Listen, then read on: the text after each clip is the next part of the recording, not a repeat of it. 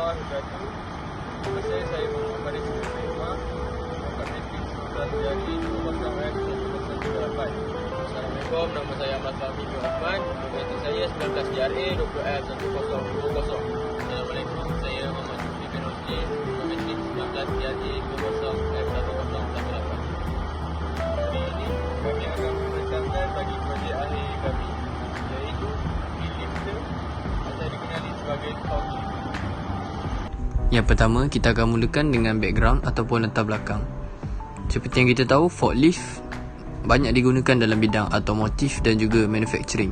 Tetapi bagi forklift yang biasa digunakan dalam bidang automotif dan juga manufacturing, agak mahal dan juga memerlukan kos yang tinggi untuk maintenance jika sesebuah forklift itu rosak.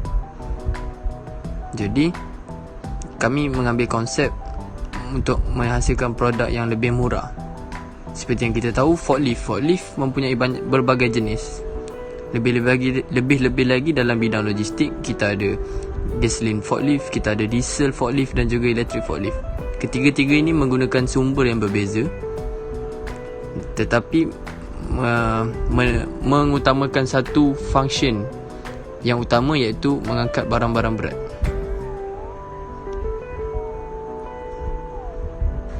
Seterusnya, forklift yang kami akan lakukan adalah e-lifter yang menggunakan konsep hydraulic jack yang membantu mengurangkan masa ketika bekerja dan memudahkan pekerja untuk menggunakan problem statement, iaitu penyata masalah. Yang pertama, banyak barang berat ataupun peralatan yang seal di sekitar Muazzam Shah. Selain itu, student dan juga pekerja memberitahu tentang masalah sakit belakang. Masalah sakit belakang ni berpunca daripada mereka mengangkat barang yang berat menggunakan tenaga mereka sendiri tanpa menggunakan bantuan apa-apa alat ataupun mesin. Seterusnya, jika menggunakan tenaga manusia, ia mengambil masa yang lama untuk mengangkat dan juga menggerakkan sesuatu barang berat ke tempat yang lain. Jadi kita akan pergi kepada problem solving, iaitu penyelesaian masalah. Selepas adanya forklift kami, tiada lagi barang berat ataupun alatan yang seal sekitar Muazzam Shah. Selain itu, kita juga mampu untuk mengangkat barang berat seorang diri dan boleh memindahkan ke mana-mana saja tanpa menggunakan tenaga manusia yang lebih banyak. Yang ketiga adalah senang untuk diselenggara, cepat dan juga yang paling penting adalah keselamatan ketika menggunakan forklift, untuk memastikan penggunaan forklift kami berada dalam keadaan yang baik dan sempurna. Seterusnya ialah objektif, iaitu to create a forklift that can operate in various size in 20 feet times 13 feet, iaitu mampu untuk mereka sebuah forklift yang boleh beroperasi dalam sesebuah saiz yang kecil yang beranggaran 20 kaki darab 13 kaki. Objektif yang kedua ialah to fabricate a powerful forklift out from many varieties of material that are both sturdy and lightweight as well as affordable, iaitu untuk menghasilkan sebuah forklift yang berkuasa daripada pelbagai jenis bahan yang kukuh serta ringan dan juga berpatutan. Dan akhir sekali, yang ketiga, to study whether the forklift can lift heavy object as prescribed or not, iaitu untuk mengkaji sama ada forklift boleh mengangkat objek berat seperti yang ditetapkan ataupun tidak. Baiklah, yang seterusnya kita akan pergi kepada skop. Kita terbahagi skop kepada dua, iaitu user dan juga produk. Bagi user, iaitu pengguna, kami mengutamakan yang pertama adalah pekerja di dalam bengkel. seperti yang kita tengok di dalam bengkel Muazzam Shah pun kita memerlukan forklift untuk mengangkat besi-besi dan juga enjin.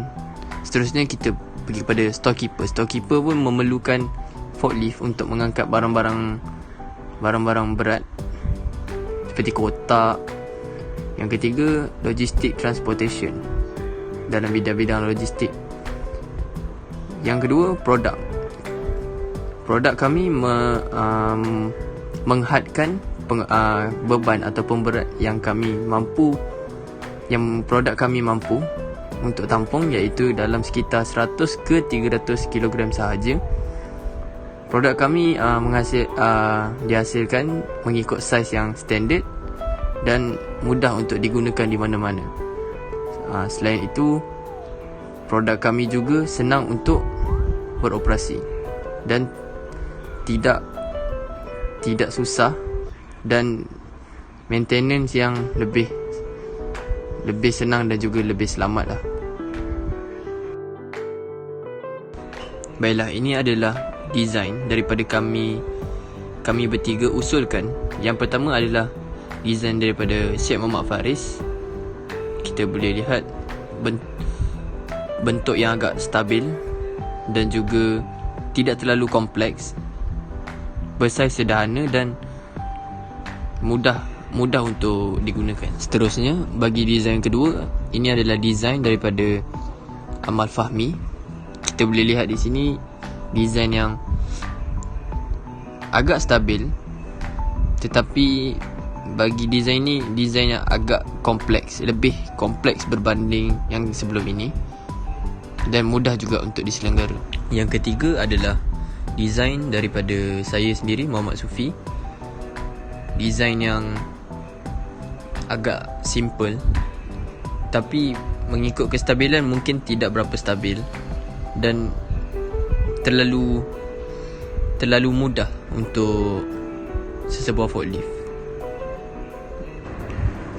Planning for manufacturing process, iaitu planning kami dalam menghasilkan projek kami, iaitu terdapat 4. Yang pertama, welding joint. Yang kedua, grinding. Yang ketiga, drilling. Dan yang terakhir, cutting. Berikut merupakan proses-proses sepanjang kami melaksanakan projek kami.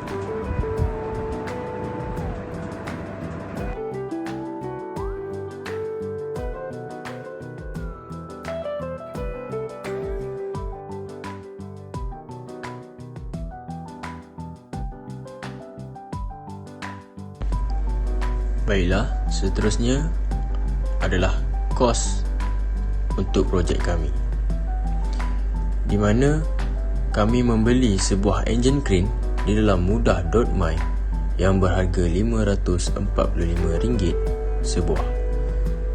Maka dengan adanya engine crane ini, kami telah pun membuat R&D, mengubah suai engine crane ini menjadi sebuah forklift.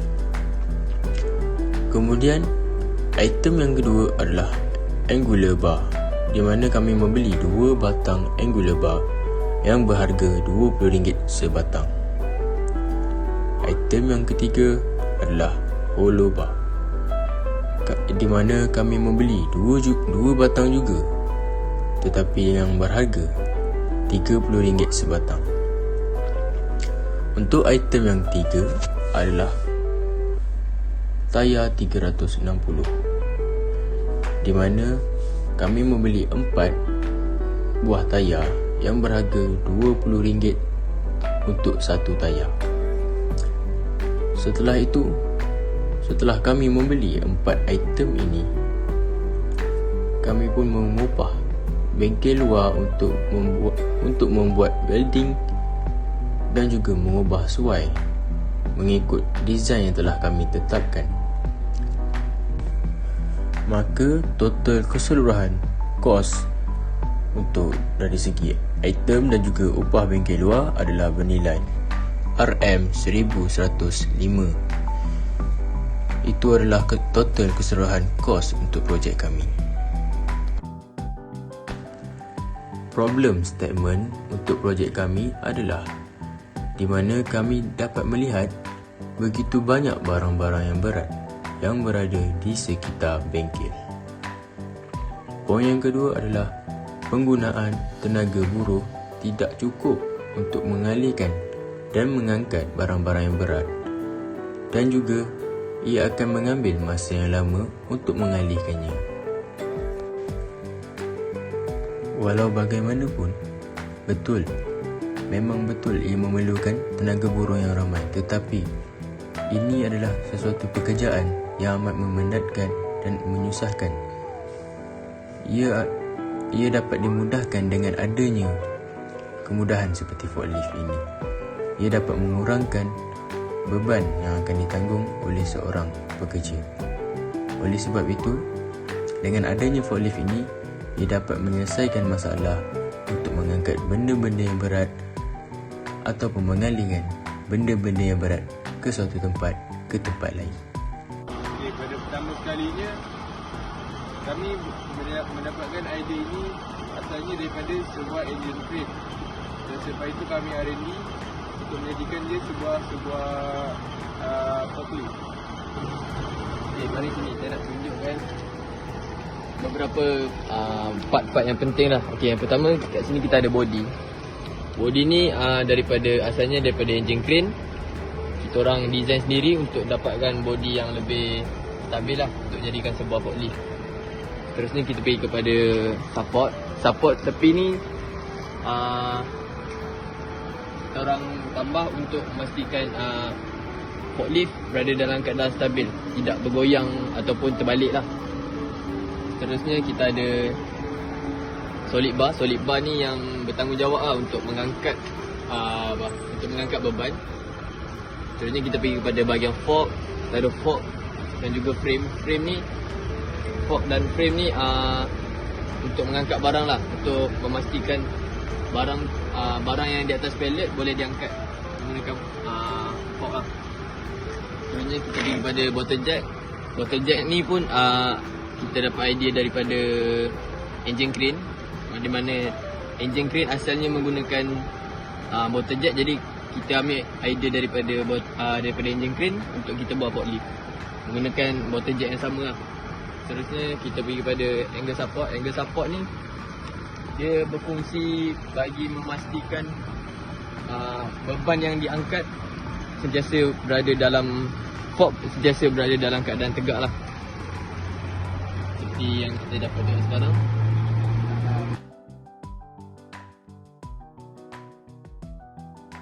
Baiklah, seterusnya saya akan menerangkan tentang objektif kami, iaitu objektif utama kami adalah kami ingin mencipta sebuah forklift yang di mana dapat beroperasi dalam saiz bengkel biasa, iaitu 20 kaki kali 13 kaki.